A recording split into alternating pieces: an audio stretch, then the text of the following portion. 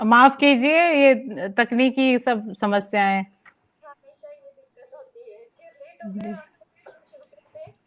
जी आपका हाँ। छोटा परिचय दे दूं। आपका परिचय वैसे काफी बड़ा है, लेकिन छोटा सा परिचय दे दूं। आप रजनी मोरवाल हैं, राजस्थान से मूलतः, लेकिन क्योंकि साहित्य की कोई भूमि नहीं होती है, पूरी सब जगह जहाँ भी साहित्य पढ़ने वाले लोग होते हैं उनके लिए जो है साहित्य हवा की तरह होता है। आपका सबसे पहला कहानी जो 2016 में वो बाकी है के नाम से। उसके बाद दो कहानी संग्रह, मतलब कुल मिलाकर तीन कहानी संग्रह आपके छपे हैं। आवाज। और आपको आवाज आ हाँ। रही है ना? हाँ हाँ, थोड़ा तेज, हाँ अब आई। आई है आवाज? ठीक है। हाँ। अ, और एक उपन्यास जो है गली हसनपुरा, फिलहाल वो काफी चर्चा में है, और इससे पहले कहानी नमकसार की भी काफी चर्चा हुई है। उस पर नाटक भी खेले गए हैं, और चेन्नई विश्वविद्यालय में वो कहानी जो है उसके कोर्स में शामिल की है। ठीक है, आपका स्वागत है। और जी नमस्ते। जी, और नए साल की आपको शुभकामनाएं। जी आपको भी शुभकामनाएं। हम सबसे पहले शुरू करेंगे कि आपका जो लिखने का जो सफर है, साहित्यिक यात्रा है आपकी, वो कब शुरू हुई, कहाँ से शुरू हुई, और आपकी पहली कहानी जो है वो कब और कहाँ छपी? जी, साहित्यिक यात्रा का तो मैं अगर शुरुआत करूँ तो मेरे पिताजी एक संस्था चलाते थे, संगम नाम की, और जी। वो रेलवे में अफ़सर थे और वहीं रेलवे की ये संस्था थी। तो उसके तहत हमारे घर में सांस्कृतिक कार्यक्रम हुआ करते थे, जहाँ लेखकों का जमावड़ा और संगीतज्ञ भी आते थे, और मतलब जो कवि आते थे, मुशायरे होते थे घर में। तो उन्हीं अच्छा। को देख के सुन के। जी। जी। तो उन्हीं को देख के सुन के मैंने जब मुझे याद है कि शायद मैं 7th में कभी थी, तो मैंने एक छोटा सा कुछ शेर नुमा सा या कुछ कविता सी लिखी थी, और वो जी। पिताजी को दिखाई, तो उन्होंने फिर मुझे बाद में एक गुलाबी डायरी लाके दी थी मुंबई से, बॉम्बे तब था वो। तो उसमें कहा था उन्होंने कि इसमें लिखो आप, और मैं उसमें लिखती थी और उनको दिखाती थी, वे उसको सुधार दिया करते थे। तो अगर ऐसे माना जाए तो बचपन से ही मुझे, और घर में सब पत्रिकाएं आती थी, जो भी धर्मयुग है, कादम्बरी है, या मम्मी है जो उसमें मनोरमा और गृह शोभा मंगाती थी, क्योंकि वो बिनाई के उसमें नमूने देखा करती थी। लेकिन अगर आपको याद हो तो उसमें कहानियां भी आती थी, तो जी। वो कहानी का मैं इंतजार करती थी। और एक कहानी का तो मुझे याद, नाम अभी तक याद नहीं है, लेकिन वो कुछ कुछ कृष्णा सोपती जी की बादलों के घेरे सी जैसी कुछ कहानी थी। उसमें दो बच्चे होते हैं और वो सैनिटोरियम में रहते हैं, उन्हें तपेदिक हो जाता है। वो कहानी टीनेज बच्चों की थी, और मुझे इतनी पसंद आई थी कि मैंने उसको उसमें से निकाल के पत्रिका से अपने तकिए के नीचे रख लिया था। और जब भी छुट्टियां आती थी मैं सबसे पहले उस कहानी को पढ़ा करती थी। लेकिन मैंने कहानियां कब लिखना शुरू किया, तो एक सबसे मतलब मैंने कहानियां तब लिखना शुरू किया जब मुझे पता भी नहीं थी कि कहानियों का सफर मेरा कैसे आगे बढ़ेगा। ये तो बस पिताजी ने, हाँ, फिर जैसे जब मैं पढ़ने लगी तो उन्होंने अपने रेलवे की लाइब्रेरी है उसमें से वो मुझे किताबें ला कर दिया करते थे। मुझे याद है उन्होंने मुझे गीतांजलि इंग्लिश में पढ़ाई थी। अच्छा। तो इस तरह से वहां की मैं किताबें उनकी दी हुई पढ़ा करती थी। और मेरी अपनी कहानी मैंने तब लिखी जब मुझे मालूम नहीं था कि मेरा सफर कहानियों का किस तरह से आगे जाएगा। एक कहानी थी जो मैंने मेनोपॉज पर लिखी थी सबसे पहले, जो लघु कथा एक्चुअली थी, वो बहुत छोटी सी, और वो हंस में सबसे पहले छपी थी। तब भी मुझे नहीं आइडिया था बिल्कुल भी कि मैं कहानी लिखूंगी। फिर ये हुआ कि हम मुंबई प्रवास के समय एक बार मरीन ड्राइव पर बैठे हुए थे, और वहां पर एक प्लास्टिक की बोतल जो आकर लहरों के बीच में अटक गई।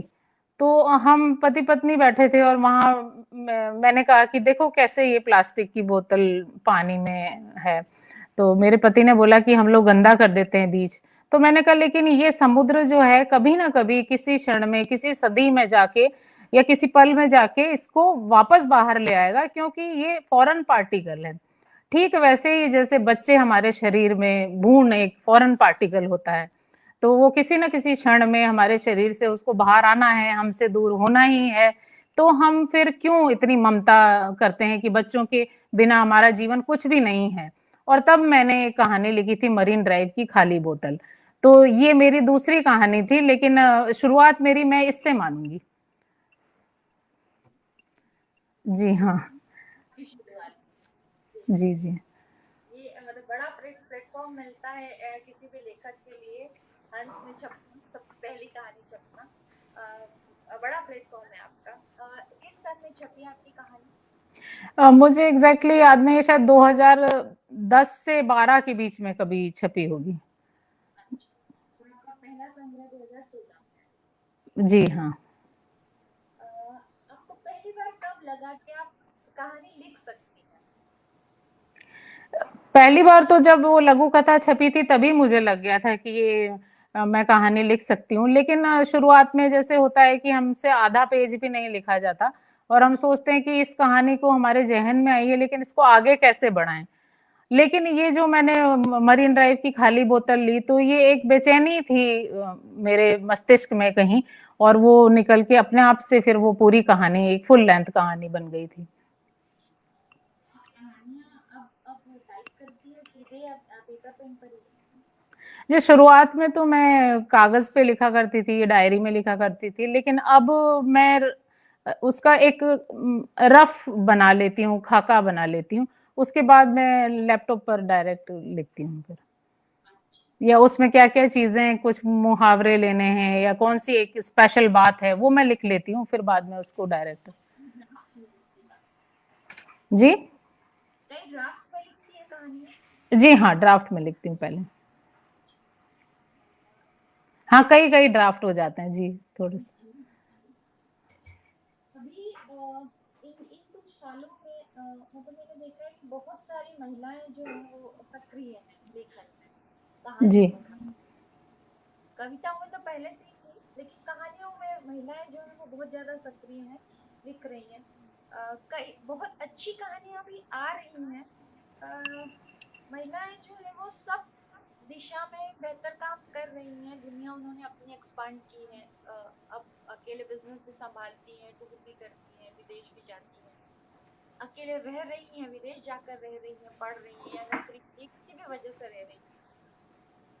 लेकिन समूह मैंने जो इन दिनों कहानियां पढ़ी है, मैंने जो भी थोड़ी बहुत, उसमें मुझे एक चीज ये लगा है कि महिलाओं की कहानियों के विषय जो है वो बड़े लिमिटेड। मतलब घर है, परिवार है, हस्बैंड वाइफ के रिश्ते हैं, बच्चों के साथ माँ के या पिता के रिश्ते हैं, पारिवारिक उलझने हैं, घरेलू हिंसा है, सोशल समस्या मतलब सामाजिक समस्याओं जैसी कुछ भी आ जाती है, महिलाओं के खिलाफ अपराध आ जाते हैं। लेकिन जो व्यापक सरोकार है, मतलब एक बहुत नटशेल में कहूँ तो वो ये है कि महिलाएं जो है वो राजनीतिक और आर्थिक मसलों से बचकर चलती हैं। आपको ऐसा लगता है? मुझे इसके दोनों पक्ष लगते हैं। एक तो ये कि हम स्त्रियां अपनी जो मूल समस्याएं हैं उन्हीं से अभी तक स्वतंत्र नहीं हुई। जो हमारे जीवन में घटने, हम घर परिवार से अभी समानता की बात करना ही हमारे लिए एक अपराध की बात है। अभी पहले तो हम इन समस्याओं से निपटें। हम अपने घर परिवार, स्त्रियां कहाँ कितने प्रतिशत नौकरी कर रही हैं, तो जब वो बाहर ही नहीं जा रही हैं तो बाहर से विषय लाना उनके लिए मुश्किल होता है। जो कुछ एक जाती हैं बाहर, स्वतंत्र हो गई हैं, मान लीजिए घर परिवार की जिम्मेदारी से स्वतंत्र होकर वो लिखना चाहती हैं, तो बहुत बार मुझे ये भी लगता है कि ये जो जो एक पितृसत्ता का ये जो एक ढांचा है, वो स्त्रियों को इस खांचे में डाल देना चाहता है कि आप स्त्री विमर्शी लिखो, दलितों को डाल देना चाहता है कि आप दलित विमर्शी लिखो, या आप तरह तरह के विमर्श इसमें आ जाते हैं। क्योंकि मुझे लगता है कि ये भी एकाधिकार का मसला है कहीं ना कहीं। अगर स्त्रियां राजनीति, धार्मिक, आर्थिक और सामाजिक कहानियां तो चलो लिखती हैं स्त्रियां, लेकिन राजनीतिक और आर्थिक धार्मिक बात करने लगी तो फिर वो विषय उनके हिस्से में कौन से आएंगे। तो कहीं ना कहीं मुझे ये लगता है कि एक सोची समझी साजिश भी होती है कि स्त्रियों को उसी खाने में धकेल दिया जाए। और कहीं कहीं मुझे ये भी लगता है कि हम स्त्रियों की समस्याएं, इतने रेप होते हैं, बलात्कार हैं या एसिड अटैक होते हैं, बच्चे भ्रूण हत्या है, मतलब कितने सारे, इतनी समस्याएं हमारे जीवन में आसपास इतनी है कि हम उनसे ही अभी नहीं निपट पा रहे हैं। तो राजनीति पे लिखना तो बहुत दूर की बात है, और कुछ एक जो लिखती हैं वो पितृसत्ता के कारण पीछे हटा दी जाती हैं। ये एक चीज मुझे और भी किसी ने कही थी कि दरअसल महिलाओं से एक्सपेक्ट भी यही किया जाता है कि आप इसी तरह की कहानियां लिखिए, इसी तरह की चीजें लिखिए। मतलब यदि कोई उस तरह की चीज लिखने की कोशिश करता है जो व्यापक सरोकार रखती है या राजनीतिक बैकड्रॉप में लिखी गई हो कहानी, तो उसको एकदम से एक्सेप्ट नहीं किया जाता है कि ये तो महिला ने लिखी है।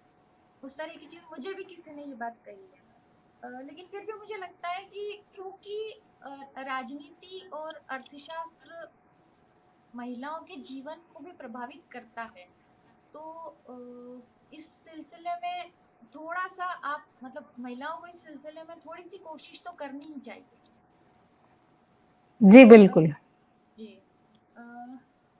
एक चीज जो अक्सर मुझे परेशान करती है वो ये है कि हम जो लिखते हैं, मतलब कहानी लिख रहे हैं या कविता लिख रहे हैं या उपन्यास लिख रहे हैं, तो मूलतः हमारे लिखने का लक्ष्य क्या होना चाहिए? मतलब जैसे उबाल आया, हमने लिखा है, तो हम क्या सोचते हैं कि ये लिखकर हमने जो लिखा है वो उसका क्या मतलब है लिखने का? मतलब पाठक पढ़ रहा है तो उसके लिए उससे मतलब क्या उसको मिलना चाहिए हमारे लिखने से, और वो क्यों पढ़े जो हमने लिखा है?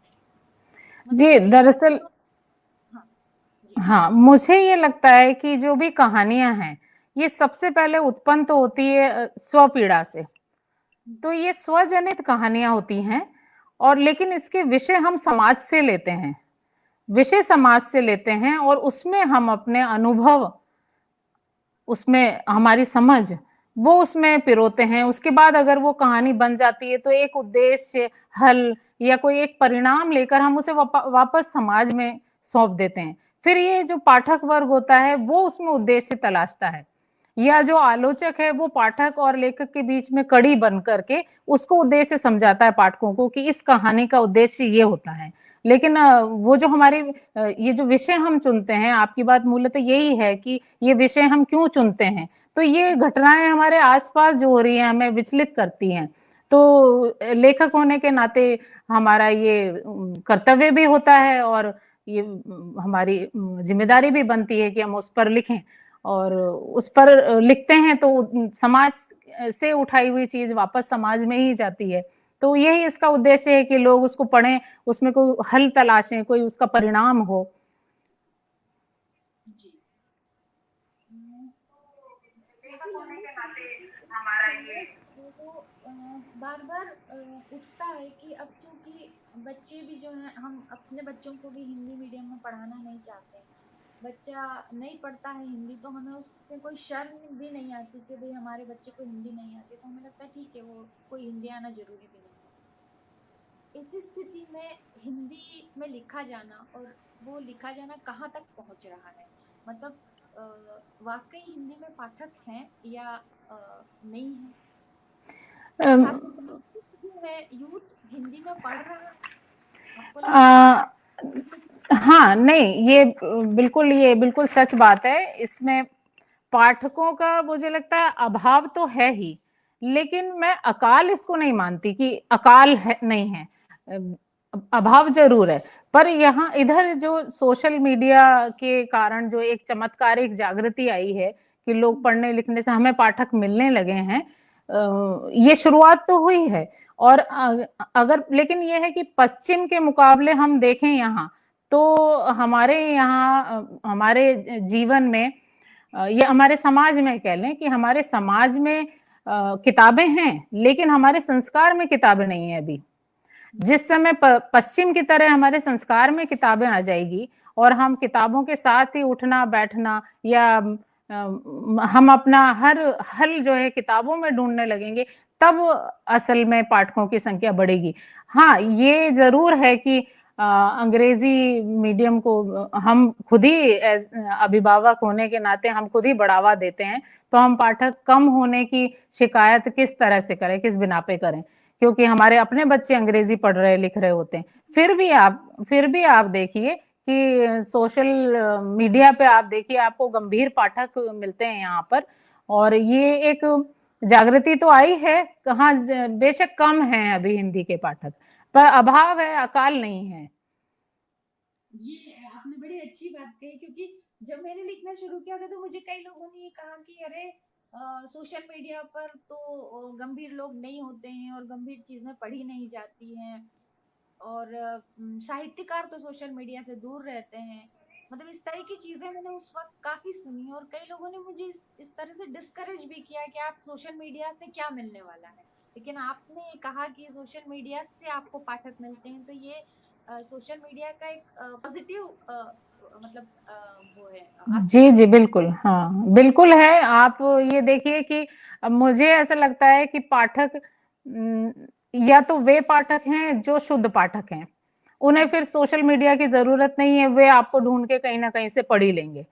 एक वे पाठक हैं जो रिसर्च करते हैं आपकी किताबों पर, वो फिर आपको ढूंढ कर पढ़ते हैं।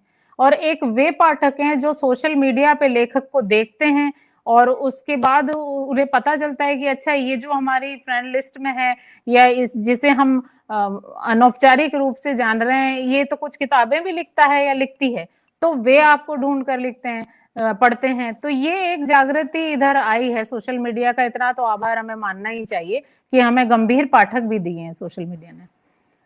ये बड़ा पॉजिटिव नोट है ये। एक चीज कुछ समय पहले आपने भी देखा होगा कि एक पत्रिका ने एक लाइव प्रोग्राम डिस्कशन जैसा शुरू किया था। मतलब वो बड़ा विवादास्पद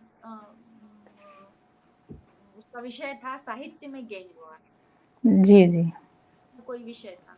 तो हालांकि गुट हर हर फील्ड में होते हैं, आप कहीं भी काम करें, वो गुट जो है वो जीवन का हिस्सा है, और आगे चलेंगे तो राजनीति का हिस्सा है, वो राजनीति जीवन का हिस्सा है। गुट तो सब जगह होते हैं, साहित्य में भी गुट है। लेकिन इन कुछ सालों में एक चीज जो मुझे नजर आने लगी है वो ये है कि वैचारिक गुट है, बड़ा गुट भी, मतलब रीजनलिज्म जैसी चीज भी इसमें दिखाई देती है। आपको कभी महसूस हुआ? ये जो आपने बताया है, एक पत्रिका ने ये साहित्य में गैंगवार नाम से एक लाइव यहाँ पर किया था, वो मैंने भी बदकिस्मती से देखा था, या खुशकिस्मती से, जो भी कीजिए, देखिए देखा था, तो मेरी भी तीसरी आंख खुली थी कि हाँ, हाँ मैं ये मानती हूँ कि गुटबाजी समूह गैंगवार होते हैं, और निजी तौर पर भी ये कहीं ना कहीं हमने मैंने भी अनुभव किया है, ये होते हैं। हाँ, आप जब शुरू शुरू में लिखना शुरू करते हैं तो ये एक तरह का समूह होता है जो आपको खत्म कर देना चाहता है। यहाँ प्रतिस्पर्धा की बात मुझे लगती है, और ये समूह आपको खत्म कर देना चाहता है, लेकिन किसी तरह से आप टिके रहते हैं, तो ये इनके इन प्रकार किसी भी तरह से ये हमले आप पर होते रहते हैं। अब चूंकि ये सोशल मीडिया का जमाना है, तो यहाँ आमने सामने दो दो हाथ हो जाते हैं, और जो लेखक है वो कलम की जगह लठैत बन जाता है, कलम वाला लठैत हो जाता है। तो ये होता है, और मतलब अगर इन्वर्टेड कॉमाज में उसी जो लाइव की हम बात करें, तो ये मैं ये मानती हूँ कि मैं निजी तौर पर किसी भी गैंगवार या किसी गुट समूह का हिस्सा नहीं हूँ, लेकिन मैं इससे इनकार नहीं करती कि गैंगवार और गुट समूह एग्जिस्ट नहीं करते हैं, ये बेशक करते हैं। वो जो मैंने एक देखा था कार्यक्रम साहित्य में गैंगवार, उसमें तो कुछ विशेषज्ञ उन्होंने ऐसे बिठाए थे जिन्होंने खुद कबूला था कि वे भी इसका हिस्सा रह चुके हैं। तो ये देखी कही सुनी बात को माने तो फिर ये गैंगवार एग्जिस्ट करते हैं, हम ये मानेंगे करते हैं। मतलब ये सत्यापित हो जाता है उससे कि जब लोग खुद मान रहे हैं। हाँ, अब मैं नहीं हूं तो मैं ये नहीं मानती कि कोई गैंगवार की मैं मेंबर हूं, लेकिन गैंगवार तो होते हैं और समूह भी हैं।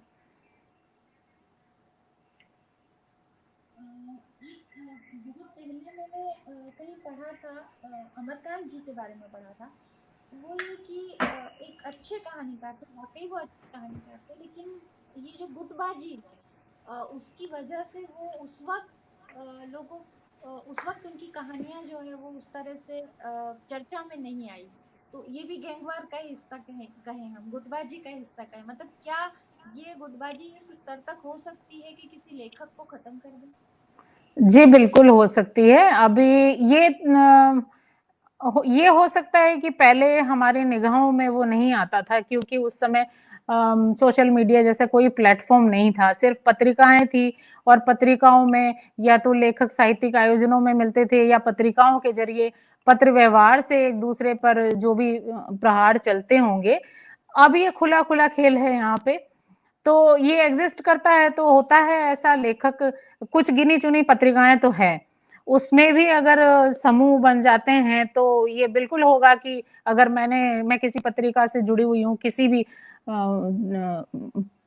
तौर पर, तो अगर मुझे अमिता नीरव की कहानी नहीं छापनी है तो मैं उसको नहीं छपने दूंगी। एक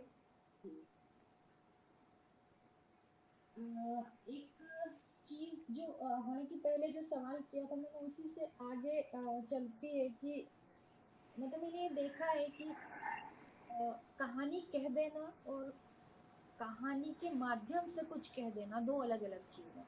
ये मतलब मुझे जी महसूस, मतलब यदि मैं कोई कहानी कहने की जिसको कहना चाहिए हुनर जानती हूँ, तो मैं कहानियां लिख सकती हूँ। लेकिन कहानी कहने के हुनर के साथ यदि मैंने उसमें कोई बात कही है, मतलब वो जैसे कहा जाता है ना कि एक वक्त में गोविंदा की फिल्में थी तो बड़ी अच्छी फिल्में थी, आप देखिए उनको, आपका पूरा मनोरंजन होता है। या इन दिनों साउथ की फिल्में आती है तो आप साउथ की फिल्में देखिए, आप बड़ा मनोरंजन होता है उसमें, और फिर उसके बाद में आप जब फिल्म खत्म होती है तो आपको लगता है कि आपको कुछ नहीं मिला। तो क्या महिला लेखन में उस तरह की चीज दिखाई देती है? मतलब ऐसा नहीं है कि पुरुष भी उस तरह से नहीं लिख रहे हैं, पुरुष भी कई इस तरह से लिख रहे हैं कि कहानी कहने की विधा, मतलब उनको हुनर है, उन्होंने कहानी कही है, लेकिन कहानी के माध्यम से कोई बहुत गंभीर बात या कोई विचार या कोई आयाम कुछ दे पाए हैं। लेकिन मतलब मेरा कंसर्न महिलाओं के लिए है कि महिलाएं इस तरह की चीजें कर पा रही। अधिकतर कर पा रही हैं मुझे लग रहा है, क्योंकि ये समस्याएं उनसे बहुत निजी तौर पर जुड़ी हुई हैं। जो भी स्त्री विमर्श के लिए अगर वो लिखती हैं, मान लीजिए उन्हें एक खांचे में डाल दिया गया है। अब ये है कि जो लेखक हैं, अगर वे पढ़ रहे या सुन रहे हैं किसी कहानी को, तो वे लोग इसको चिन्हित कर लेते हैं कि इसमें इसने क्या कलात्मकता दिखाई, या क्या उद्देश्य था, या क्या शिल्प था। लेकिन एक जो आम पाठक है वो नहीं समझ पाएगा इसको, उसको तो फिर वो आलोचक समझाएगा। ये हुआ था कि, अभी मैं नाम नहीं लेना चाहूंगी, लेकिन कुछ दिन पहले एक लाइव में मैंने पार्टिसिपेट किया था और किसी की किताब का विमोचन था। उसमें जो समीक्षक भी आलोचक भी आए थे, जो मैं उसमें आप संचालिका की तरह से काम कर रही थी, और कहानी पर भी मुझे बात करनी थी। लेकिन वो आलोचक मुझे कहानियों में, जब मैंने कहानियां पढ़ी तो मैं ये सोचती रही हर कहानी के बाद कि ये कहानी लिखी क्यों गई है। क्योंकि मैं लेखक हूं, मैं समझ पाई कि इस कहानी में कुछ कलात्मकता नहीं दिखाई है। उन्होंने जैसी कहीं कोई घटना देखी उसको उतार दिया। पर मैं ये, अगर आम पाठक होता शायद नहीं समझ पाता। इस बात को वो आलोचक महोदय ने खुला खुला कह दिया कि मैं हर कहानी के बाद ये सोचता रहा। बल्कि उन्होंने एक कहानी का नाम भी लिया उनका, कि इस कहानी में था क्या, मुझे ये समझाइए। तो ये फर्क पड़ता है कि एक आलोचक की दृष्टि से, एक लेखक की दृष्टि से, और एक पाठक, शुद्ध पाठक और एक आम पाठक की दृष्टि से कहानी में वो फिर उसमें वो चिन्हित कर लेते हैं। लेकिन मुझे लगता है आम तो अमूमन अधिकतर मैं कहूंगी स्त्रियां जो है जिस विषय को लेकर चलती हैं, उसमें वो रचनात्मकता, कलात्मकता और ये जो कहानी के सारे तत्व हैं होते हैं। हाँ, कहीं कहीं तो हम छोड़ सकते हैं, एक्सेप्शनल तो है। मतलब एक सवाल इस तरह से आया कि क्या लेखक जो वो सोचता है और वो व्यक्त करता है, मतलब ऐसा होता है ना कि कोई चीज कोई विचार, जैसे मेरे साथ होता है कि कोई विचार है वो आपको इतनी जोर से मतलब धक्का लगाता है कि आपको लगता है कि अब आपको उसको बिना लिखे छोड़ नहीं सकते आप।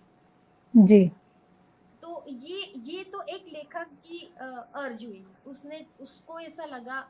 क्या लिखते हुए ये बात भी ध्यान रखी जानी चाहिए कि पाठक को इस सब से क्या मिलना है? या लेखक को सिर्फ अपनी बात बिल्कुल, हाँ, लिखने का जी, लिखने का कोई उद्देश्य तो होना चाहिए। अगर आप कहानी लिख रहे हैं या आप कविता भी लिख रहे हैं, तो आपके पास कोई विषय तो होगा, कोई उसका उद्देश्य तो होगा, तभी तो वो लेखन हुआ। वरना तो वो रिपोर्टिंग हो जाएगी।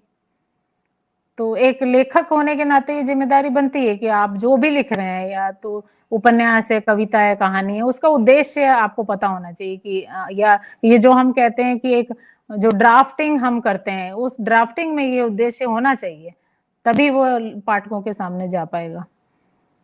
अच्छा, आपकी मैं कहानियाँ पढ़ रही थी, खासतौर पर दो कहानियाँ जिस पर मैं आपसे पूछना चाह रही थी। एक तो नमकसार है, मतलब मुझे वो कहानी बड़ी अच्छी लगी, बहुत अच्छी लगी मुझे वो कहानी।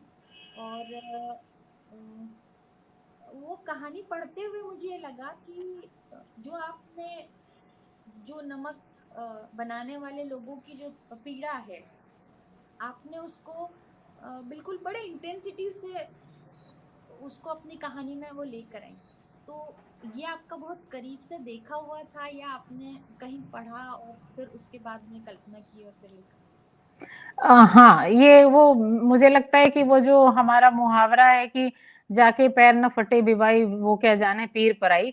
तो मुझे हर कहानी या जब भी कोई विषय मिलता है तो उसमें ये बात जरूर मैं ध्यान रखती हूँ कि उसमें कोई मेरा पर्सनल टच होना चाहिए।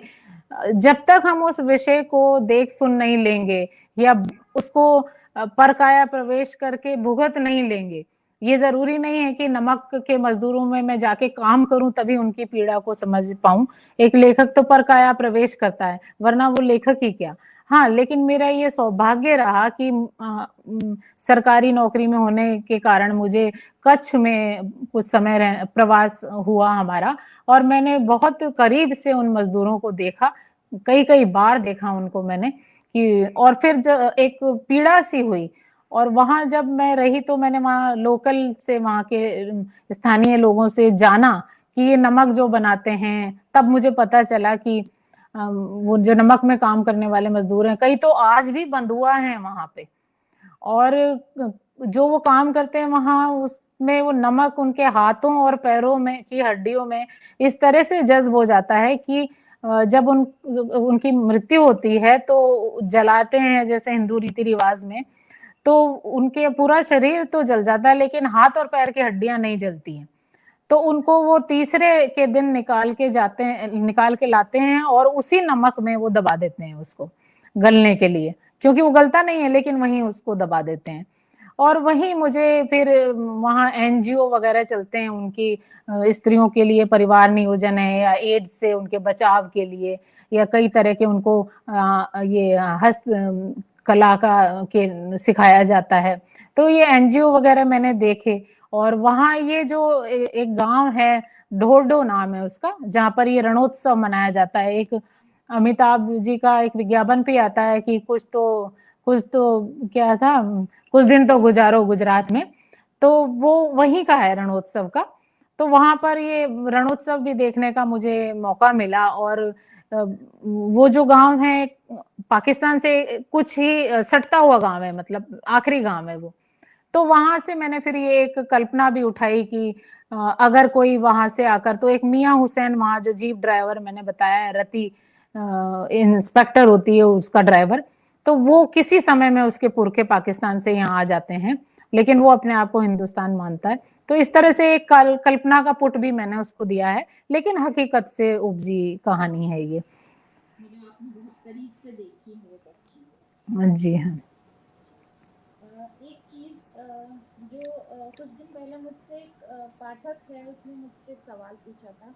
दरअसल जैसे अंग्रेजी में है, चेतन भगत है, अपना काम छोड़ देते हैं और वो सिर्फ लिखते हैं और लिखने से कमा लेते हैं।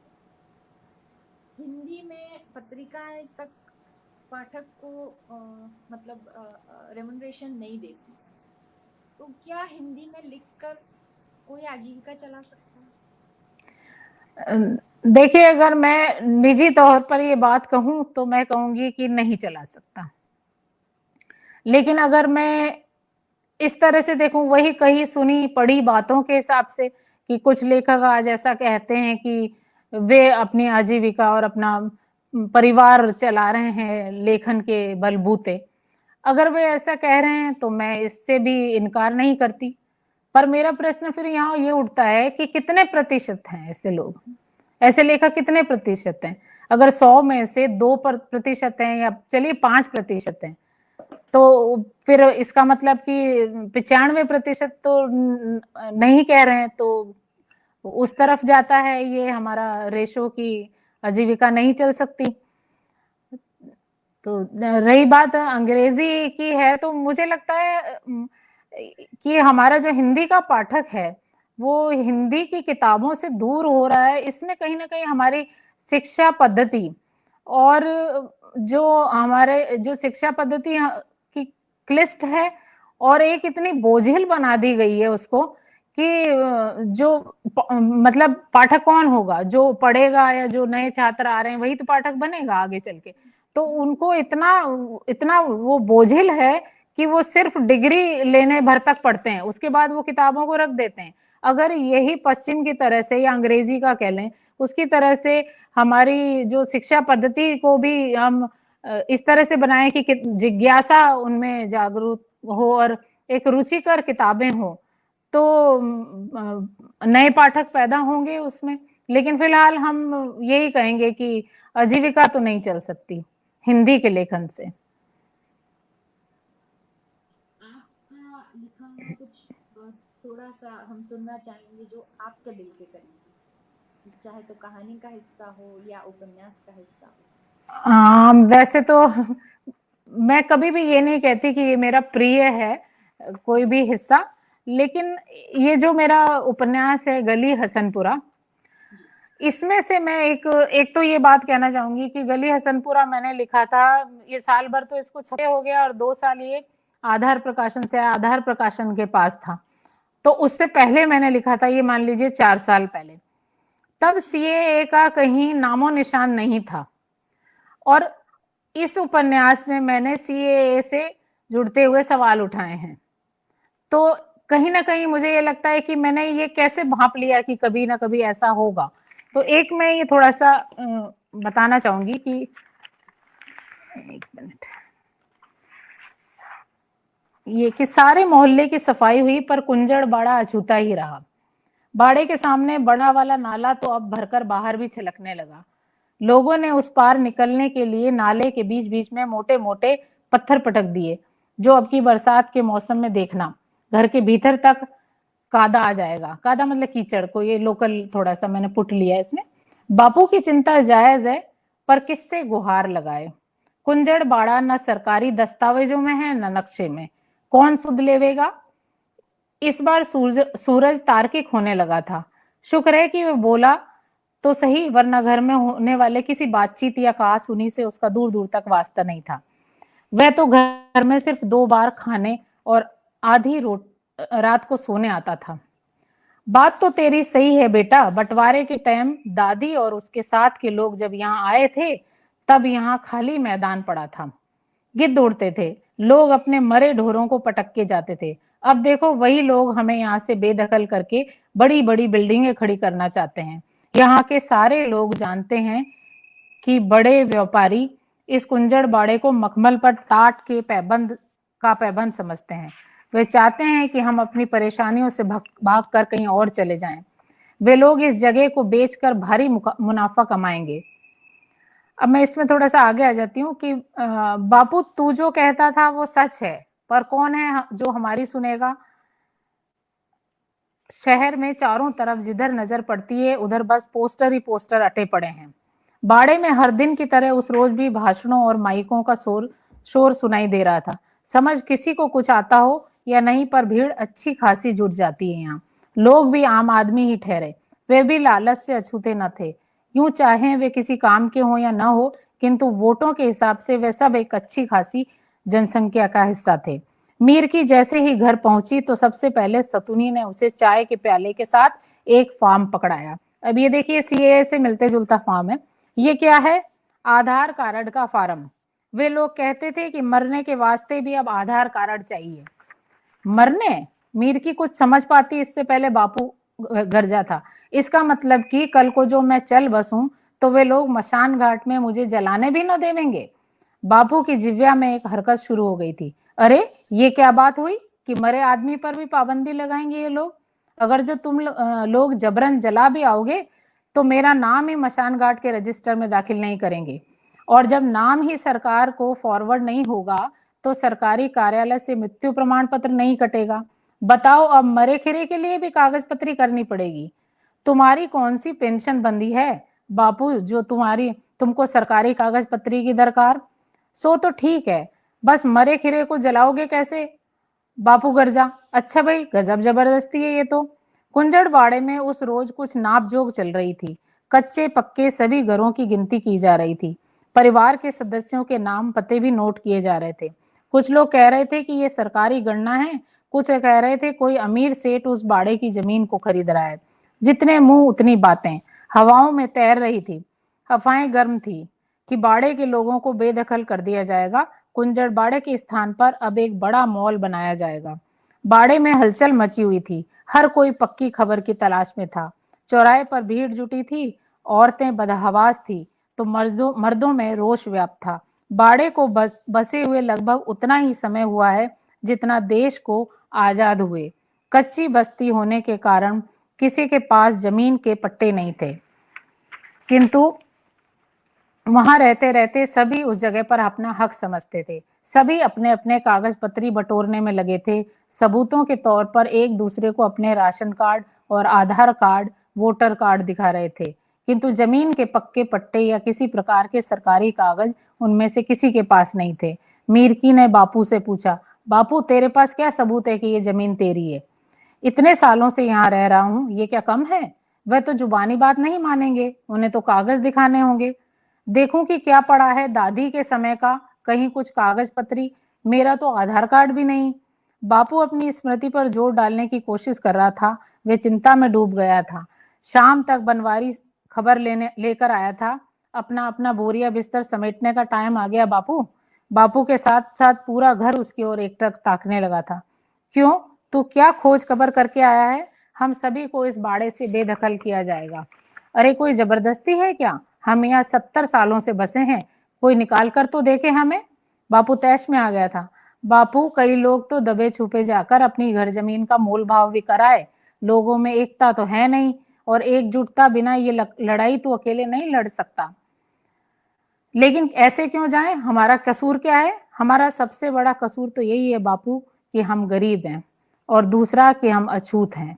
इनको लगता है हम इनके शहर के बीचों बीच बाड़ा जमा कर बैठे हैं, लेकिन हम इनके शहर के बीच में नहीं आए, बल्कि इनका शहर हमारे बीच में आ गया है। तो ये यहाँ लगभग मैंने वैसी ही बात उठाई है जैसे सीए से जुड़ी हुई, कि इतने 70 सालों से लोग रह रहे हैं लेकिन फिर भी उनका कोई नाम निशान नहीं है उस पट्टे पर।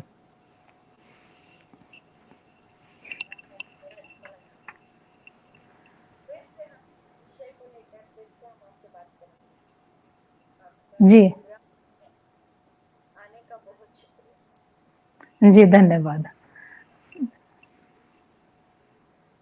दोस्तों, ये जो कि पहले भी कह चुकी हूँ मैं कि ये प्रोग्राम जो है वो हर शुक्रवार शाम 6 बजे से हम अब हर हफ्ते लाइव किया करेंगे। अगले हफ्ते मिलते हैं किसी नए गेस्ट के साथ। रजनी जी, आपका शुक्रिया। जी नमस्ते।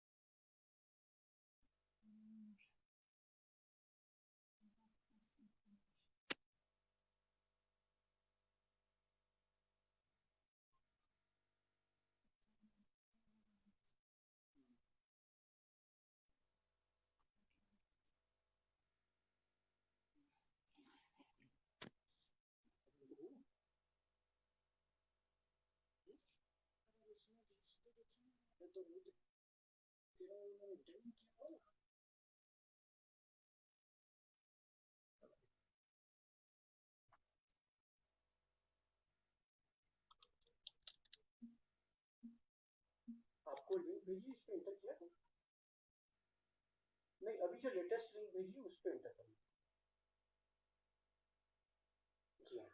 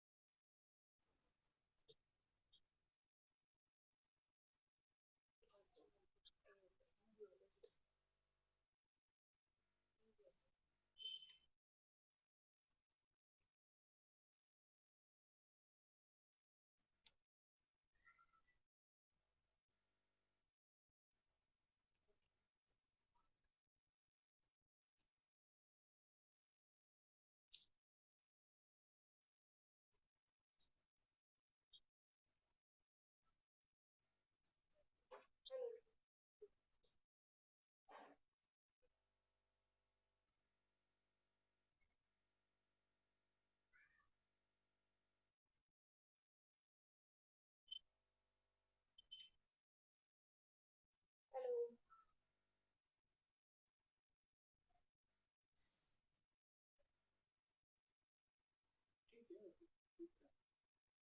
अरे वो तो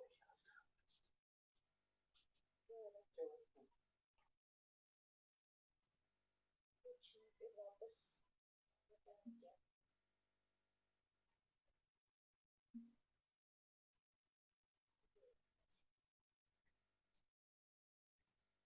क्या हो रहा है तुमसे?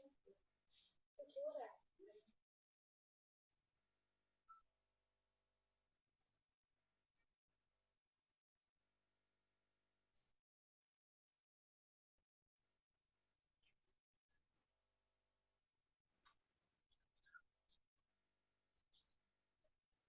हेलो।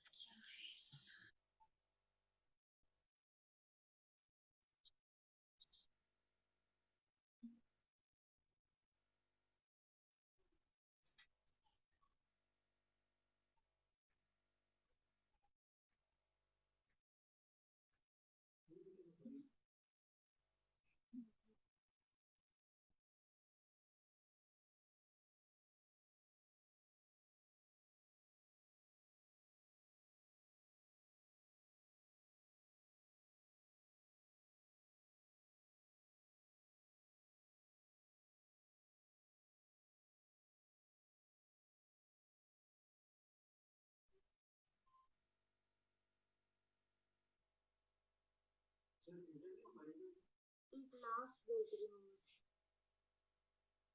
जी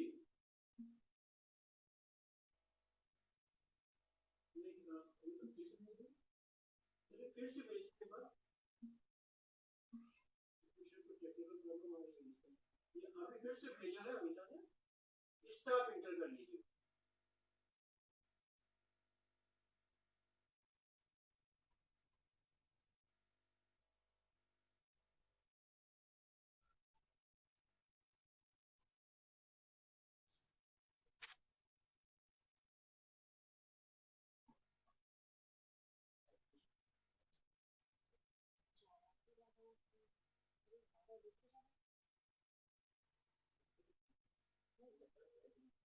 वो दिख नहीं रहा है यहाँ पे, तो इसका मतलब है कि गोला में दिख रहा है, तो इसका मतलब है कि दिख रहा है, दिख रहा है लेकिन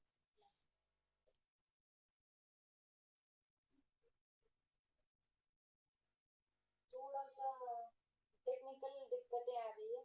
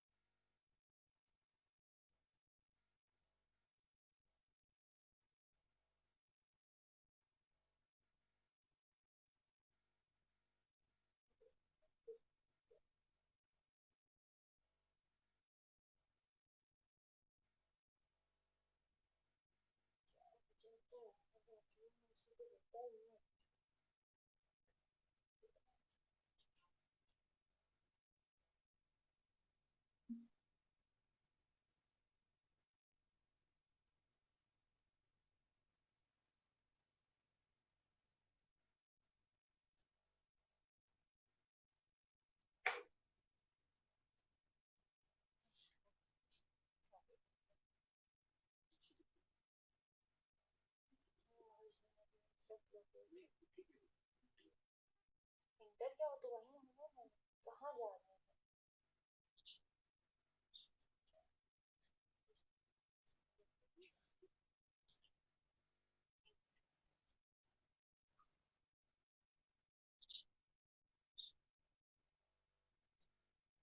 दिख रहा है उस पे नहीं जा रहा है।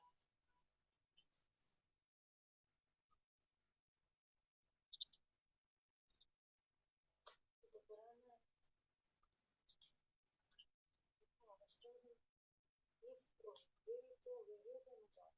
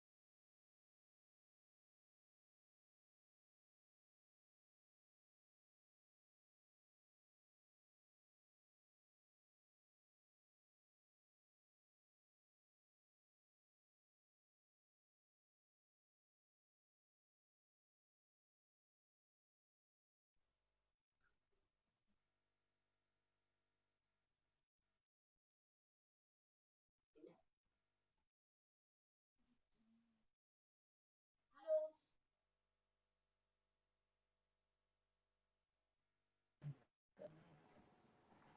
जी हाँ अब आ रही है आपकी आवाज।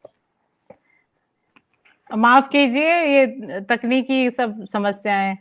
हमेशा ये दिक्कत होती है कि लेट हो गए जी हम शुरू करते हैं। जी आपका हाँ। छोटा परिचय दे दूं। आपका परिचय वैसे काफी बड़ा है, लेकिन छोटा सा परिचय दे दूं।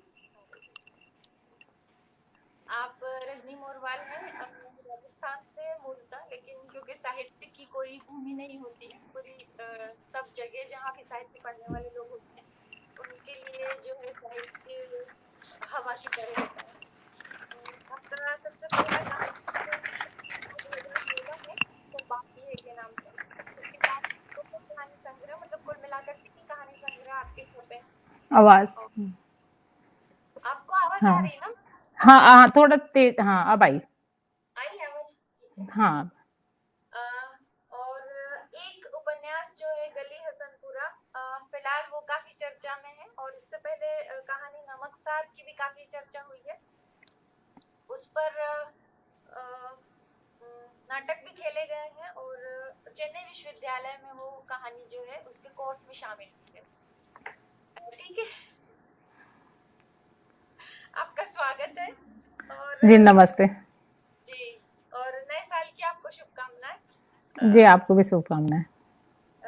हम सबसे पहले शुरू करेंगे कि आपका जो लिखने का जो सफर है, साहित्यिक यात्रा है आपकी, वो कब शुरू हुई, कहाँ से शुरू हुई, और आपकी पहली कहानी जो है वो कब और कहाँ छपी? जी साहित्यिक यात्रा का तो मैं अगर शुरुआत करूं तो मेरे पिताजी एक संस्था चलाते थे, संगम नाम की, और वो रेलवे में अफसर थे, और वहीं रेलवे की ये संस्था थी। तो उसके तहत हमारे घर में सांस्कृतिक कार्यक्रम हुआ करते थे, जहाँ लेखकों का जमावड़ा और संगीतज्ञ भी आते थे, और मतलब जो कवि आते थे, मुशायरे होते थे घर में। तो उन्हीं को देख के सुन के, जी, तो उन्हीं को देख के सुन के मैंने जब, मुझे याद है कि शायद मैं 7th में कभी थी, तो मैंने एक छोटा सा कुछ शेरनुमा सा या कुछ कविता सी लिखी थी, और वो पिताजी को दिखाई, तो उन्होंने फिर मुझे बाद में एक गुलाबी डायरी लाके दी थी मुंबई से, बॉम्बे तब था वो।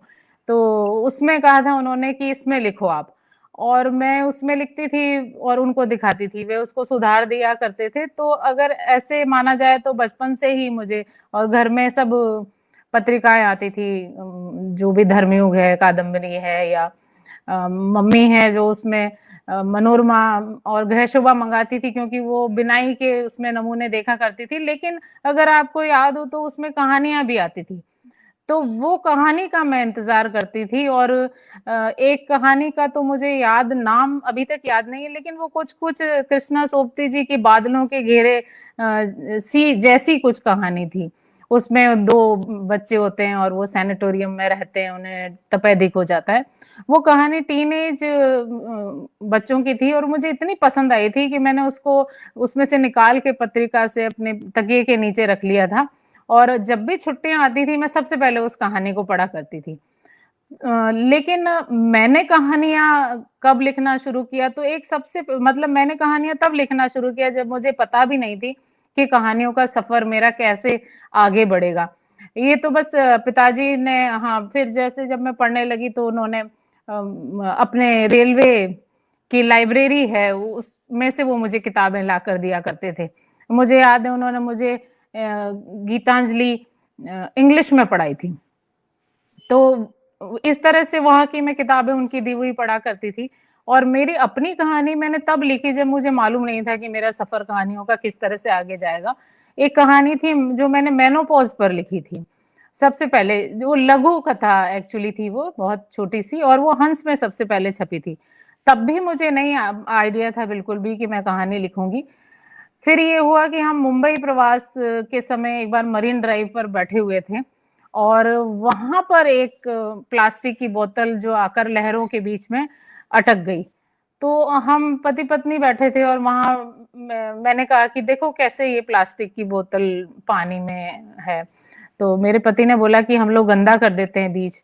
तो मैंने कहा लेकिन ये समुद्र जो है कभी ना कभी किसी क्षण में, किसी सदी में जाके या किसी पल में जाके इसको वापस बाहर ले आएगा, क्योंकि ये फॉरेन पार्टिकल है। ठीक वैसे ही जैसे बच्चे हमारे शरीर में, भ्रूण एक फॉरेन पार्टिकल होता है, तो वो किसी न किसी क्षण में हमारे शरीर से उसको बाहर आना है, हमसे दूर होना ही है। तो हम फिर क्यों इतनी ममता करते हैं कि बच्चों के बिना हमारा जीवन कुछ भी नहीं है। और तब मैंने एक कहानी लिखी थी मरीन ड्राइव की खाली बोतल। तो ये मेरी दूसरी कहानी थी, लेकिन शुरुआत मेरी मैं इससे मानूंगी। जी हाँ। शुरुआत। जी जी। ये मतलब बड़ा प्लेटफॉर्म मिलता है किसी भी लेखक के लिए, हंस में छपना, सबसे पहली कहानी छपना, बड़ा प्लेटफॉर्म है आपका। किस सन में छपी आपकी कहानी? मुझे एग्जैक्टली याद नहीं है, शायद 2010 से 12 के बीच में कभी छपी होगी। अच्छा, तो आपका पहला संग्रह 2016 जी हाँ। आपको पहली बार कब लगा कि आप कहानी लिख सकती हैं? पहली बार तो जब वो लघु कथा छपी थी तभी मुझे लग गया था कि ये मैं कहानी लिख सकती हूँ। लेकिन शुरुआत में जैसे होता है कि हमसे आधा पेज भी नहीं लिखा जाता, और हम सोचते हैं कि इस कहानी को हमारे जहन में आई है, लेकिन इसको आगे कैसे बढ़ाएं। लेकिन ये जो मैंने मरीन ड्राइव की खाली बोतल ली, तो ये एक बेचैनी थी मेरे मस्तिष्क में कहीं, और वो निकल के अपने आप से फिर वो पूरी कहानी एक फुल लेंथ कहानी बन गई थी। कहानियां अब टाइप करती है सीधे, अब पेपर पेन पर ही? जी, शुरुआत में तो मैं कागज पे लिखा करती थी, डायरी में लिखा करती थी, लेकिन अब मैं उसका एक रफ बना लेती हूँ, खाका बना लेती हूँ। उसके बाद मैं लैपटॉप पर डायरेक्ट लिखती हूँ फिर, या उसमें क्या क्या चीजें, कुछ मुहावरे लेने हैं या कौन सी एक स्पेशल बात है, वो मैं लिख लेती हूँ, फिर बाद में उसको डायरेक्ट। जी, कई ड्राफ्ट में लिखती है कहानी? जी हाँ, ड्राफ्ट में लिखती हूँ पहले। हाँ, कई कई ड्राफ्ट हो जाते हैं जी, थोड़े से। अभी इन इन कुछ सालों में मतलब मैंने देखा है कि बहुत सारी महिलाएं जो हैं वो सक्रिय हैं लेखन में, जी। कहानियों में। कविताओं में तो पहले से ही थी, लेकिन कहानियों में महिलाएं जो है वो बहुत ज्यादा सक्रिय हैं, लिख रही हैं। कई बहुत अच्छी कहानियां भी आ रही हैं।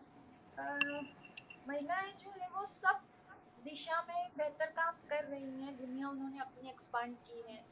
अब अकेले बिजनेस भी संभालती हैं, टूर भी करती हैं, विदेश भी जाती हैं, अकेले रह रही हैं, विदेश जाकर रह रही हैं, पढ़ रही हैं, नौकरी की किसी भी वजह से रह रही हैं। लेकिन समूह मैंने जो इन दिनों कहानियां पढ़ी है, मैंने जो भी थोड़ी बहुत, उसमें मुझे एक चीज ये लगा है कि महिलाओं की कहानियों के विषय जो है वो बड़े लिमिटेड हैं। मतलब घर है, परिवार है, हस्बैंड वाइफ के रिश्ते हैं, बच्चों के साथ माँ के या पिता के रिश्ते हैं, पारिवारिक उलझने हैं, घरेलू हिंसा है, सोशल समस्या मतलब सामाजिक समस्याओं जैसी कुछ भी आ जाती है, महिलाओं के खिलाफ अपराध आ जाते हैं। लेकिन जो व्यापक सरोकार है, मतलब एक बहुत नटशेल में कहूँ तो वो ये है कि महिलाएं जो है वो राजनीतिक और आर्थिक मसलों से बचकर चलती हैं। आपको ऐसा लगता है? मुझे इसके दोनों पक्ष लगते हैं। एक तो ये कि हम स्त्रियां अपनी जो मूल समस्याएं हैं उन्हीं से अभी तक स्वतंत्र नहीं हुई, जो हमारे जीवन में घटने, हम घर परिवार से अभी समानता की बात करना ही हमारे लिए एक अपराध की बात है। अभी पहले तो हम इन समस्याओं से निपटें। हम अपने घर परिवार, स्त्रियां कहाँ कितने प्रतिशत नौकरी कर रही हैं, तो जब वो बाहर ही नहीं जा रही हैं तो बाहर से विषय लाना उनके लिए मुश्किल होता है। जो कुछ एक जाति हैं बाहर स्वतंत्र हो गई हैं, मान लीजिए घर परिवार की जिम्मेदारी से स्वतंत्र होकर वो लिखना चाहती हैं, तो बहुत बार मुझे ये भी लगता है कि ये जो जो एक पितृसत्ता का ये जो एक ढांचा है वो स्त्रियों को इस खांचे में डाल देना चाहता है कि आप स्त्री विमर्शी लिखो, दलितों को डाल देना चाहता है कि आप दलित विमर्शी लिखो, या आप तरह तरह के विमर्श इसमें आ जाते हैं। क्योंकि मुझे लगता है कि ये भी एकाधिकार का मसला है कहीं ना कहीं। अगर स्त्रियां राजनीति, धार्मिक, आर्थिक और सामाजिक कहानियां तो चलो लिखती हैं स्त्रियां, लेकिन राजनीतिक और आर्थिक धार्मिक बात करने लगी तो फिर वो विषय उनके हिस्से में कौन से आएंगे। तो कहीं ना कहीं मुझे ये लगता है कि एक सोची समझी साजिश भी होती है कि स्त्रियों को उसी खाने में धकेल दिया जाए। और कहीं कहीं मुझे ये भी लगता है कि हम स्त्रियों की समस्याएं, इतने रेप होते हैं, बलात्कार हैं, या एसिड अटैक होते हैं, बच्चे भ्रूण हत्या है, मतलब कितने सारे, इतनी समस्याएं हमारे जीवन में आसपास इतनी है कि हम उनसे ही अभी नहीं निपट पा रहे हैं। तो राजनीति पे लिखना तो बहुत दूर की बात है। और कुछ एक जो लिखती हैं वो पितृसत्ता के कारण पीछे हटा दी जाती हैं। ये एक चीज मुझे और भी किसी ने कही थी कि दरअसल महिलाओं से एक्सपेक्ट भी यही किया जाता है कि आप इसी तरह की कहानियां लिखिए, इसी तरह की चीजें लिखिए। मतलब यदि कोई उस तरह की चीज लिखने की कोशिश करता है जो व्यापक सरोकार रखती है या राजनीतिक बैकड्रॉप में लिखी गई हो कहानी, तो उसको एकदम से एक्सेप्ट नहीं किया जाता है कि ये तो महिला ने लिखी है। उस तरह की चीज मुझे भी किसी ने ये बात कही है। लेकिन फिर भी मुझे लगता है कि क्योंकि राजनीति और अर्थशास्त्र महिलाओं के जीवन को भी प्रभावित करता है, तो इस सिलसिले में थोड़ा सा आप मतलब महिलाओं को इस सिलसिले में थोड़ी सी कोशिश तो करनी ही चाहिए। जी बिल्कुल। जी। एक चीज जो अक्सर मुझे परेशान करती है वो ये है कि हम जो लिखते हैं, मतलब कहानी लिख रहे हैं या कविता लिख रहे हैं या उपन्यास लिख रहे हैं, तो मूलतः हमारे लिखने का लक्ष्य क्या होना चाहिए। मतलब जैसे उबाल आया, हमने लिखा है, तो हम क्या सोचते हैं कि ये लिखकर हमने जो लिखा है वो उसका क्या मतलब है लिखने का। मतलब पाठक पढ़ रहा है तो उसके लिए उससे मतलब क्या उसको मिलना चाहिए हमारे लिखने से, और वो क्यों पढ़े जो हमने लिखा है। मतलब जी कई बार दरअसल, हाँ जी हाँ मुझे ये लगता है कि जो भी कहानियां हैं ये सबसे पहले उत्पन्न तो होती है स्वपीड़ा से। तो ये स्वजनित कहानियां होती हैं और लेकिन इसके विषय हम समाज से लेते हैं, विषय समाज से लेते हैं और उसमें हम अपने अनुभव, उसमें हमारी समझ वो उसमें पिरोते हैं। उसके बाद अगर वो कहानी बन जाती है तो एक उद्देश्य, हल या कोई एक परिणाम लेकर हम उसे वापस समाज में सौंप देते हैं। फिर ये जो पाठक वर्ग होता है वो उसमें उद्देश्य तलाशता है, या जो आलोचक है वो पाठक और लेखक के बीच में कड़ी बन करके उसको उद्देश्य समझाता है पाठकों को कि इस कहानी का उद्देश्य ये होता है। लेकिन वो जो हमारे ये जो विषय हम चुनते हैं, आपकी बात मूलतः यही है कि ये विषय हम क्यों चुनते हैं, तो ये घटनाएं हमारे आसपास जो हो रही हैं हमें विचलित करती हैं। तो लेखक होने के नाते हमारा ये कर्तव्य भी होता है और ये हमारी जिम्मेदारी भी बनती है कि हम उस पर लिखें, और उस पर लिखते हैं तो समाज से उठाई हुई चीज वापस समाज में ही जाती है। तो यही इसका उद्देश्य है कि लोग उसको पढ़ें, उसमें कोई हल तलाशें, कोई उसका परिणाम हो। जी। काफी लंबे हमारा ये वो बार बार उठता है कि अब चूंकि बच्चे भी जो हैं, हम अपने बच्चों को भी हिंदी मीडियम में पढ़ाना नहीं चाहते। बच्चा नहीं पढ़ता है हिंदी तो हमें उसमें कोई शर्म भी नहीं आती कि भाई हमारे बच्चे को हिंदी नहीं आती, तो हमें लगता है ठीक है, वो कोई हिंदी आना जरूरी भी नहीं है। इस स्थिति में हिंदी में लिखा जाना, और वो लिखा जाना कहाँ तक पहुंच रहा है, मतलब वाकई हिंदी में पाठक हैं या नहीं है? खास करके जो है यूथ हिंदी में पढ़ रहा है, आपको लगता है? हाँ, नहीं, ये बिल्कुल सच बात है। इसमें पाठकों का मुझे लगता है अभाव तो है ही, लेकिन मैं अकाल इसको नहीं मानती कि अकाल है, नहीं है, अभाव जरूर है। पर यहाँ इधर जो सोशल मीडिया के कारण जो एक चमत्कारिक जागृति आई है कि लोग पढ़ने लिखने से हमें पाठक मिलने लगे हैं, ये शुरुआत तो हुई है। और अगर लेकिन ये है कि पश्चिम के मुकाबले हम देखें यहाँ, तो हमारे यहाँ हमारे जीवन में या हमारे समाज में कह लें कि हमारे समाज में किताबें हैं, लेकिन हमारे संस्कार में किताबें नहीं है अभी। जिस समय पश्चिम की तरह हमारे संस्कार में किताबें आ जाएगी और हम किताबों के साथ ही उठना बैठना या हम अपना हर हल जो है किताबों में ढूंढने लगेंगे, तब असल में पाठकों की संख्या बढ़ेगी। हाँ, ये जरूर है कि अंग्रेजी मीडियम को हम खुद ही अभिभावक होने के नाते हम खुद ही बढ़ावा देते हैं, तो हम पाठक कम होने की शिकायत किस तरह से करें, किस बिना पे करें, क्योंकि हमारे अपने बच्चे अंग्रेजी पढ़ रहे लिख रहे होते हैं।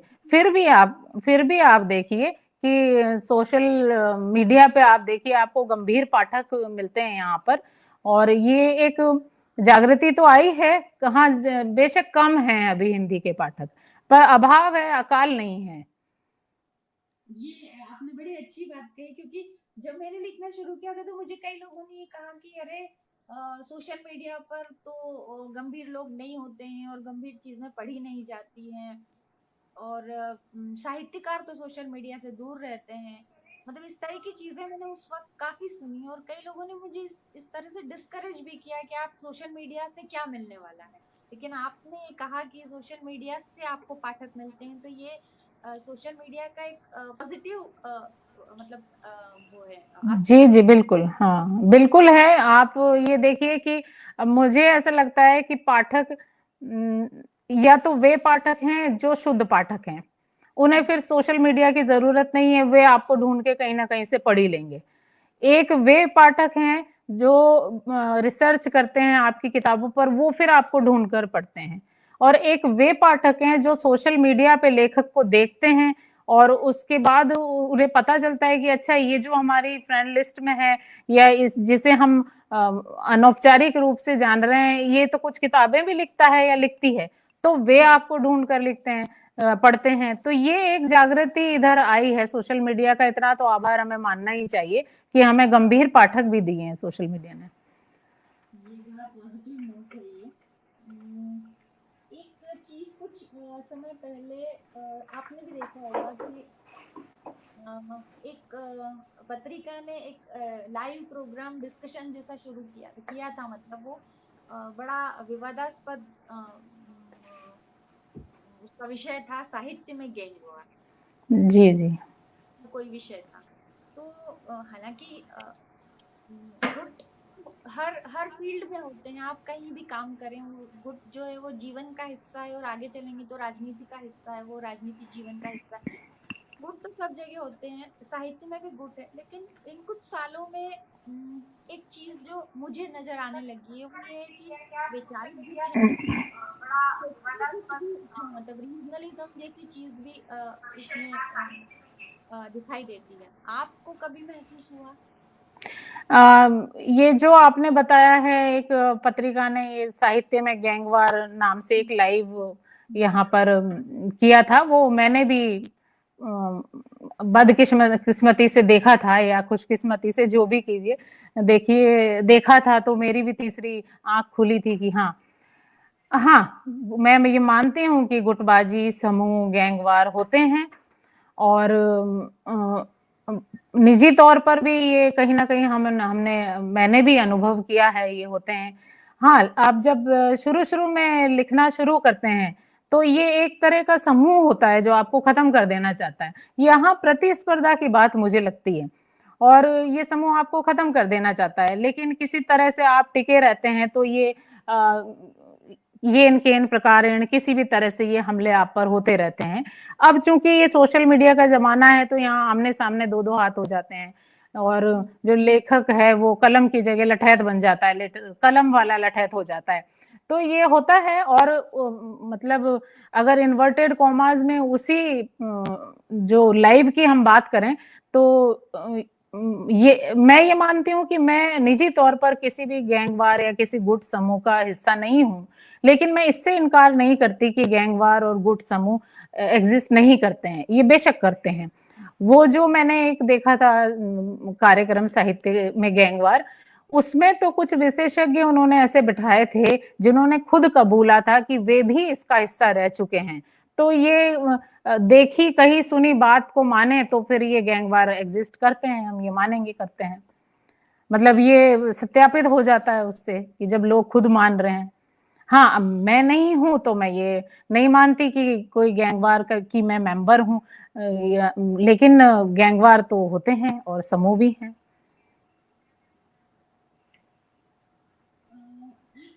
बहुत पहले मैंने कहीं पढ़ा था, अमरकांत जी के बारे में पढ़ा था। वो ये कि एक अच्छे कहानीकार थे, वाकई वो अच्छे कहानीकार थे, लेकिन ये जो गुटबाजी है, उसकी वजह से वो उस वक्त लोगों उस वक्त उनकी कहानियां जो है वो उस तरह से चर्चा में नहीं आई। तो ये भी गैंगवार का ही हिस्सा कहें हम, गुटबाजी का हिस्सा कहें, मतलब क्या ये गुटबाजी इस स्तर तक हो सकती है कि किसी लेखक को खत्म कर दे? जी बिल्कुल हो सकती है। अभी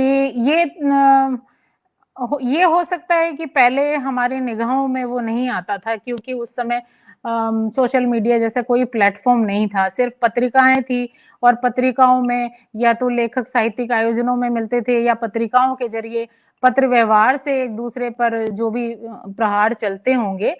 अब ये खुला खुला खेल है यहाँ पे, तो ये एग्जिस्ट करता है, तो होता है ऐसा। लेखक, कुछ गिनी चुनी पत्रिकाएं तो है, उसमें भी अगर समूह बन जाते हैं तो ये बिल्कुल होगा कि अगर मैं किसी पत्रिका से जुड़ी हुई हूँ किसी भी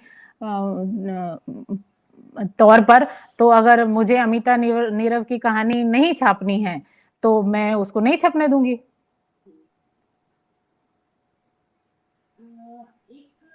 चीज जो हालांकि पहले जो सवाल किया था मैंने उसी से आगे चलती है कि मतलब मैंने ये देखा है कि कहानी कह देना और कहानी के माध्यम से कुछ कह देना दो अलग अलग चीजें हैं।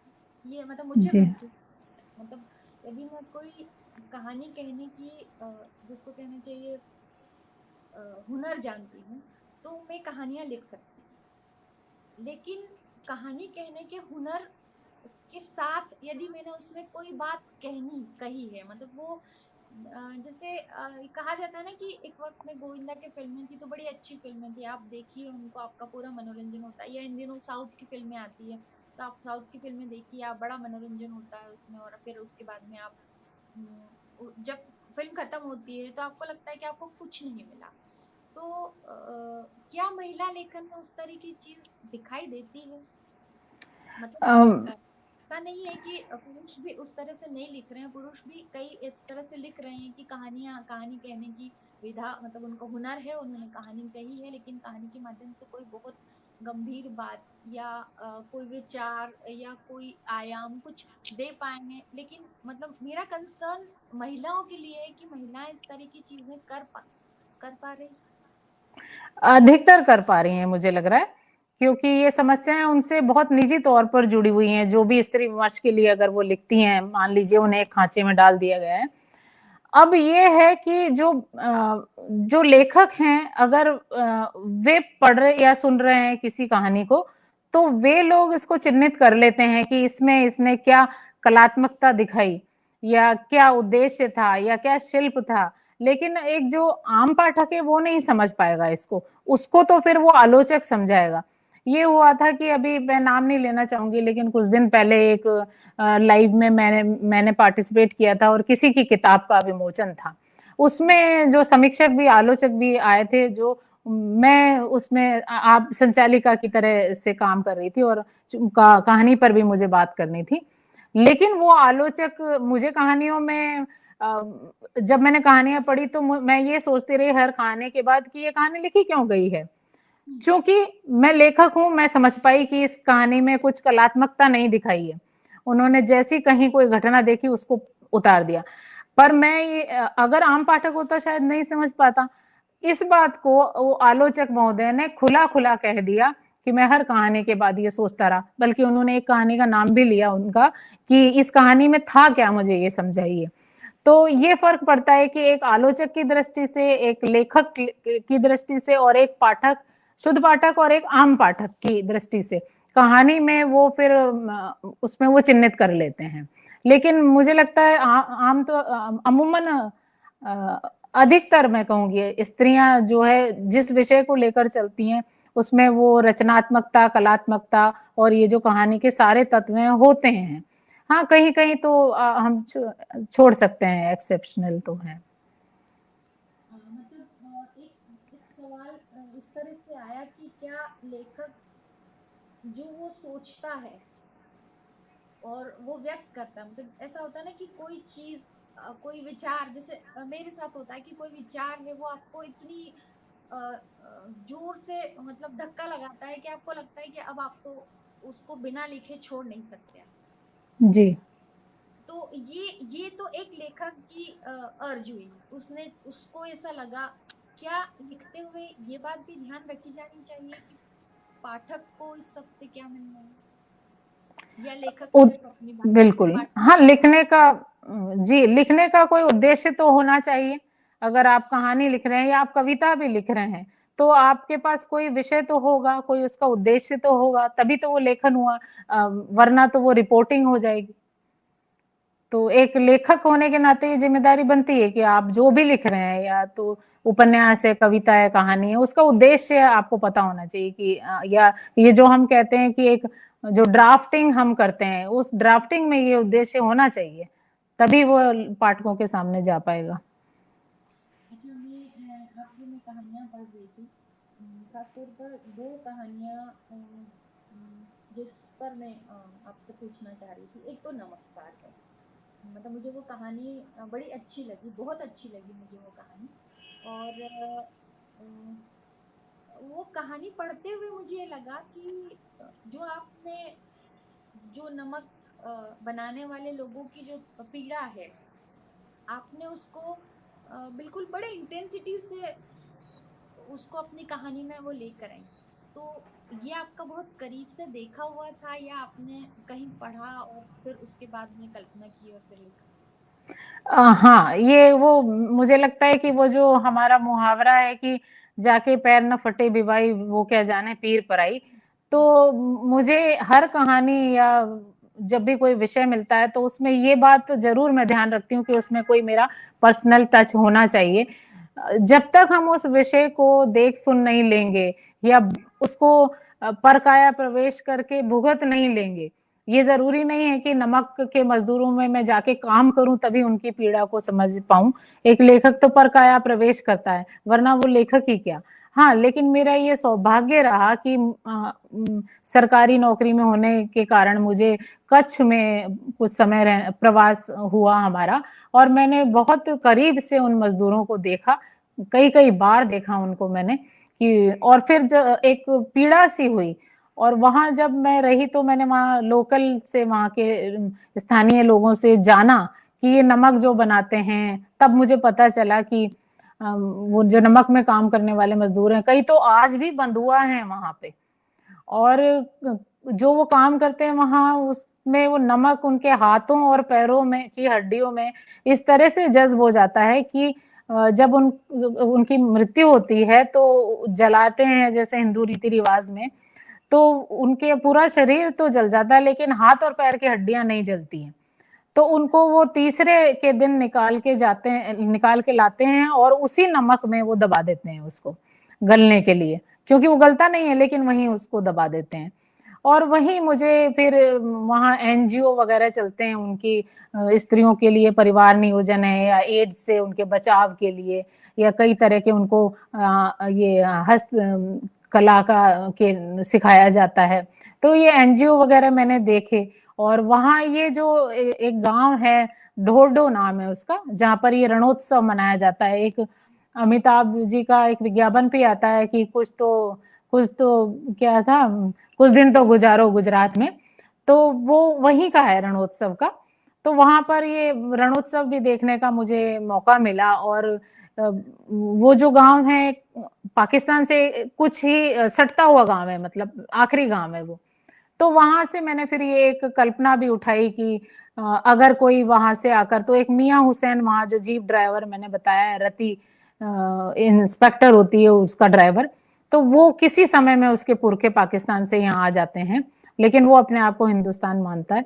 तो इस तरह से एक कल्पना का पुट भी मैंने उसको दिया है, लेकिन हकीकत से उपजी कहानी है ये। मतलब आपने बहुत करीब से देखी है वो सब चीजें। जी हाँ।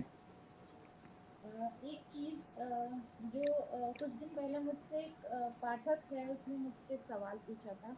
दरअसल जैसे अंग्रेजी में है, चेतन भगत है, अपना काम छोड़ देते हैं और वो सिर्फ लिखते हैं और लिखने से कमा लेते हैं।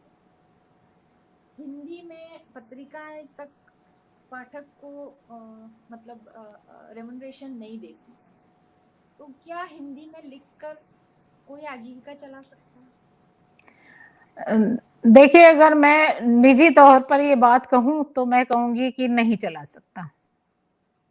लेकिन अगर मैं इस तरह से देखूं, वही कही सुनी पढ़ी बातों के हिसाब से, कि कुछ लेखक आज ऐसा कहते हैं कि वे अपनी आजीविका और अपना परिवार चला रहे हैं लेखन के बलबूते, अगर वे ऐसा कह रहे हैं तो मैं इससे भी इनकार नहीं करती।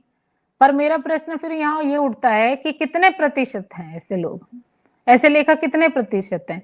अगर 100 में से 2% हैं, या चलिए 5% हैं, तो फिर इसका मतलब कि 95% तो नहीं कह रहे हैं, तो उस तरफ जाता है ये हमारा रेशो की आजीविका नहीं चल सकती। तो रही बात अंग्रेजी की है, तो मुझे लगता है कि हमारा जो हिंदी का पाठक है वो हिंदी की किताबों से दूर हो रहा है। इसमें कहीं ना कहीं हमारी शिक्षा पद्धति, और जो हमारे जो शिक्षा पद्धति की क्लिष्ट है, और एक इतनी बोझिल बना दी गई है उसको कि जो मतलब पाठक कौन होगा, जो पढ़ेगा या जो नए छात्र आ रहे हैं वही तो पाठक बनेगा आगे चल के। तो उनको इतना इतना वो बोझिल है कि वो सिर्फ डिग्री लेने भर तक पढ़ते हैं, उसके बाद वो किताबों को रख देते हैं। अगर यही पश्चिम की तरह से, या अंग्रेजी का कह लें उसकी तरह से, हमारी जो शिक्षा पद्धति को भी हम इस तरह से बनाएं कि जिज्ञासा उनमें जागरूक हो और एक रुचिकर किताबें हो, तो नए पाठक पैदा होंगे उसमें। लेकिन फिलहाल हम यही कहेंगे कि आजीविका तो नहीं चल सकती हिंदी के लेखन से। आपका लिखा हुआ कुछ थोड़ा सा हम सुनना चाहेंगे जो आपके दिल के करीब हो, चाहे तो कहानी का हिस्सा हो या उपन्यास का हिस्सा हो। वैसे तो मैं कभी भी ये नहीं कहती कि ये मेरा प्रिय है कोई भी हिस्सा, लेकिन ये जो मेरा उपन्यास है गली हसनपुरा, इसमें से मैं एक एक तो ये बात कहना चाहूंगी कि गली हसनपुरा मैंने लिखा था, ये साल भर तो इसको छपे हो गया और 2 साल ये आधार प्रकाशन से आधार प्रकाशन के पास था। तो उससे पहले मैंने लिखा था, ये मान लीजिए 4 साल पहले। तब सीएए का कहीं नामो निशान नहीं था, और इस उपन्यास में मैंने सीएए से जुड़ते हुए सवाल उठाए हैं। तो कहीं ना कहीं मुझे ये लगता है कि मैंने ये कैसे भांप लिया कि कभी ना कभी ऐसा होगा। तो एक मैं ये थोड़ा सा बताना चाहूंगी कि, एक मिनट, ये कि सारे मोहल्ले की सफाई हुई पर कुंजड़ बाड़ा अछूता ही रहा। बाड़े के सामने बड़ा वाला नाला तो अब भरकर बाहर भी छलकने लगा।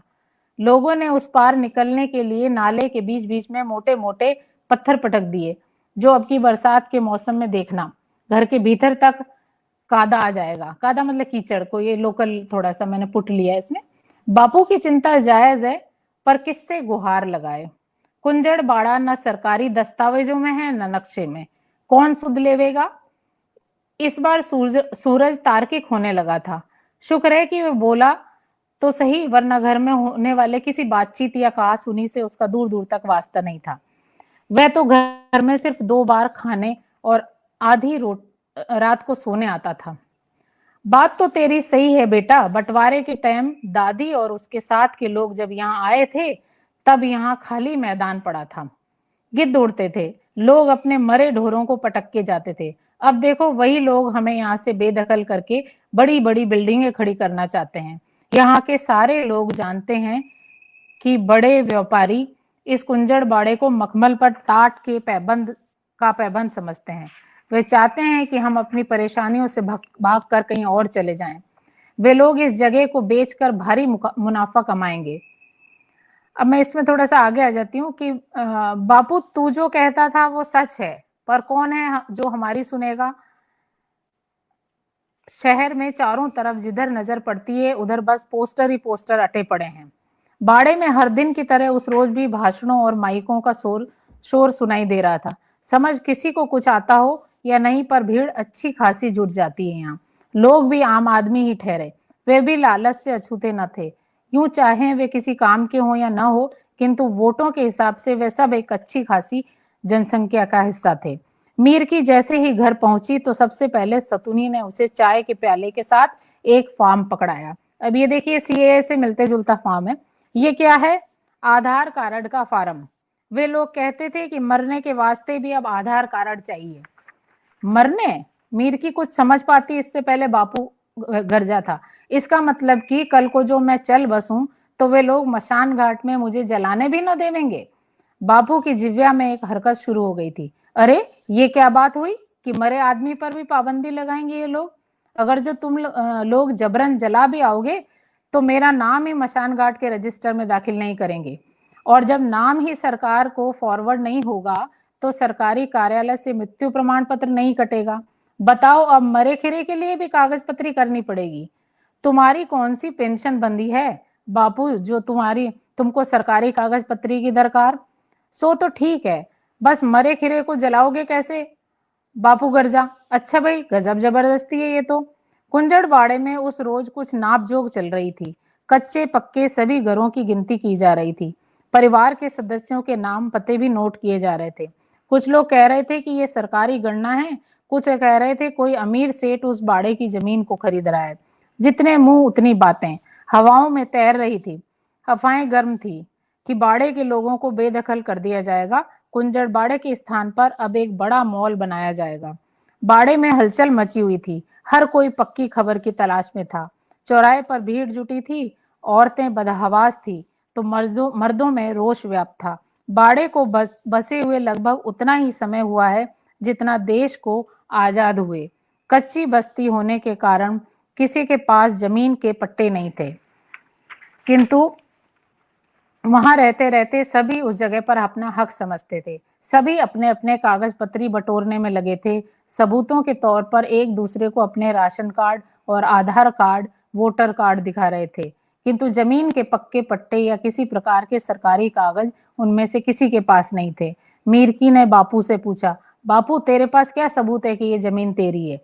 इतने सालों से यहाँ रह रहा हूँ, ये क्या कम है? वह तो जुबानी बात नहीं मानेंगे, उन्हें तो कागज दिखाने होंगे। देखूं कि क्या पड़ा है दादी के समय का, कहीं कुछ कागज पत्री, मेरा तो आधार कार्ड भी नहीं। बापू अपनी स्मृति पर जोर डालने की कोशिश कर रहा था, वे चिंता में डूब गया था। शाम तक बनवारी खबर लेकर आया था, अपना अपना बोरिया बिस्तर समेटने का टाइम आ गया बापू। बापू के साथ साथ पूरा घर उसकी ओर एकटक ताकने लगा था। क्यों, तू क्या खोज खबर करके आया है? हम सभी को इस बाड़े से बेदखल किया जाएगा। अरे कोई जबरदस्ती है क्या? हम यहाँ 70 सालों से बसे हैं, कोई निकाल कर तो देखे हमें। बापू तैश में आ गया था। बापू, कई लोग तो दबे छुपे जाकर अपनी घर जमीन का मोल भाव भी कराए। लोगों में एकता तो है नहीं, और एकजुटता बिना ये लड़ाई तो अकेले नहीं लड़ सकता। लेकिन ऐसे क्यों जाएं? हमारा कसूर क्या है? हमारा सबसे बड़ा कसूर तो यही है बापू कि हम गरीब हैं, और दूसरा कि हम अछूत हैं। इनको लगता है हम इनके शहर के बीचों बीच बाड़ा जमा कर बैठे हैं, लेकिन हम इनके शहर के बीच में नहीं आए, बल्कि इनका शहर हमारे बीच में आ गया है। तो ये यहाँ लगभग मैंने वैसी ही बात उठाई है जैसे सीएए से जुड़ी हुई, कि इतने 70 सालों से लोग रह रहे हैं लेकिन फिर भी उनका कोई नाम निशान नहीं है उस पट्टे पर।